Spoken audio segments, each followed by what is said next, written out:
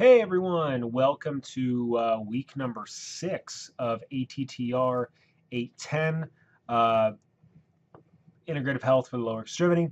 This week we're really going to continue talking about clinical prediction rules and as they relate to the knee, and we're going to again talk about a little a little bit more of different evaluation or different diagnostic techniques for the knee.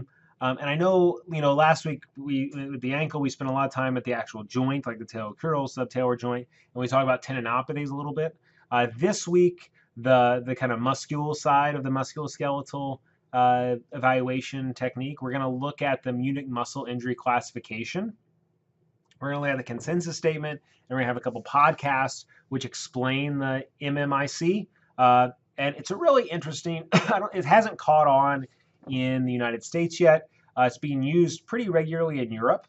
And I anticipate when we look at some of the global sports like football, like soccer, and some of the more Olympic sports that are not based in the United States, like let's say basketball or something like that, you're going to be getting a lot more of this Munich muscle injury classification system. And it really focuses on muscle injury and how we identify that and how we talk about them. Now, again, it's a different way to think about your practice, to think about your thinking.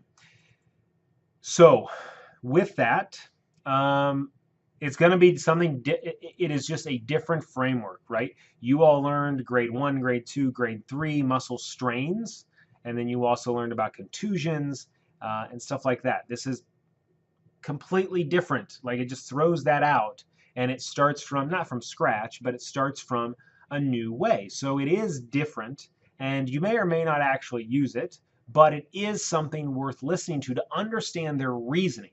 Again, when we look at developing clinical expertise, a lot of it is about reasoning, right? A lot of it is about reasoning. And it is about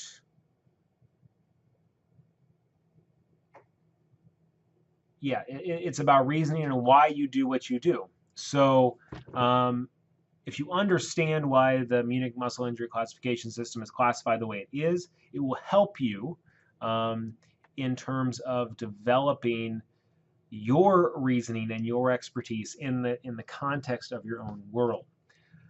The weekly task this week is going to take some time. I allotted 2 hours for it. Hopefully it doesn't take 2 hours. But essentially, you're going to create an infographic and a podcast. I don't want a video, I want a podcast. I want you to learn how to use SoundCloud if you haven't learned it already. Learn how to put together a great information using the voice, using the tool of voice only, not video and none of that stuff.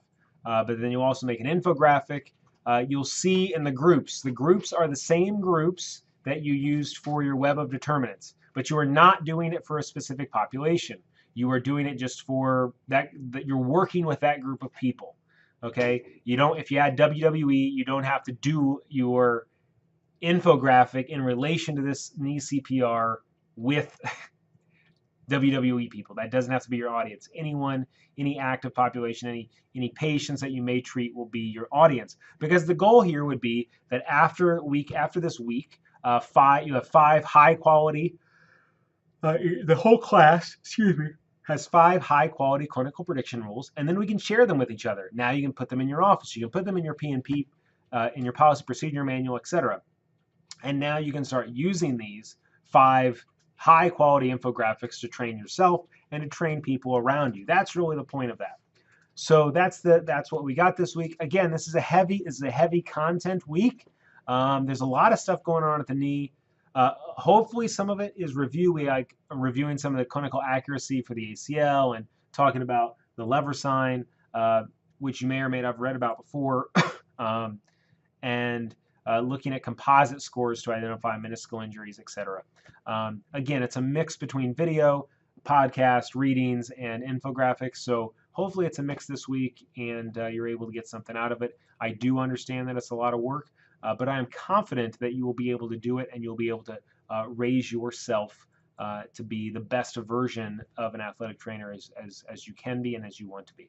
If you don't have any questions, we'll talk to you next week.